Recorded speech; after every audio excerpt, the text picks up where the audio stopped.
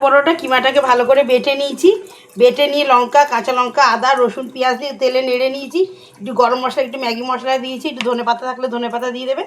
দিয়ে ময়দাটা ডো করে নিয়ে এর মধ্যে পুরটাকে ভরবো, ভরে বেলে নিয়ে এটাকে ভাজবো। তারপরে দিয়ে এটা সস দিয়ে খাবেন, খেতে খুব ভালো লাগবে। ঘরে আপনারা যে যেখানে দেখছেন এই পরোটাগুলোকে আপনাদের ভালো লাগলে শেয়ার করবেন, লাইভ সাবস্ক্রাইব করবেন। দেখুন কি সুন্দর লাগছে পরোটাটা। এবার বেলে নেবো এটাকে হাতে। বেশি বড় হবে না, এগুলো ছোটো ছোটো হবে। দেখুন সব রকম তো পরোটা খেয়েছেন, কিমার পরোটা ঘরে খেয়ে দেখবেন, খেতে খুব ভালো লাগবে। এগুলোকে একটু ছোটো ছোটো করে বেলে নেবেন। এগুলোকে আমি একটু ছোটো ছোটো করে বেলে নিই। এই যে আমি তেলে দিয়ে দিয়েছি, এটাকে ভাজতে আমি তেলটা দিয়ে হালকা ফ্রাই প্যানটা গরম হয়ে গেছিলো। এবার তেলটা দিয়ে এটা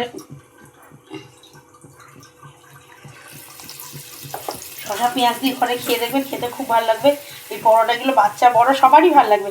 বাচ্চারা সকালে টিফিনেও খেতে পারবে। রুটি দেবো ওই দিকটা,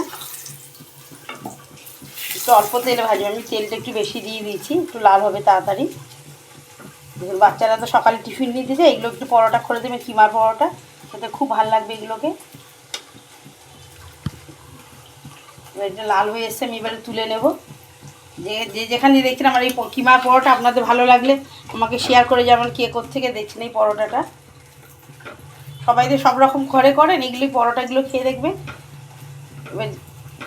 এবার লাল হয়ে গেছে, আমি এবার এটাকে তুলে নেব।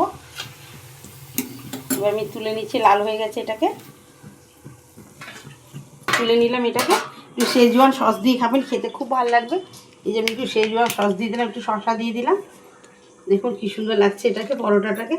আপনারা যে যেখানে দেখছেন আমার এই পরোটা আপনাদের ভালো লাগলে শেয়ার করবেন, লাইভ সাবস্ক্রাইব করবেন, তাহলে আমার খুব খুব ভালো লাগবে।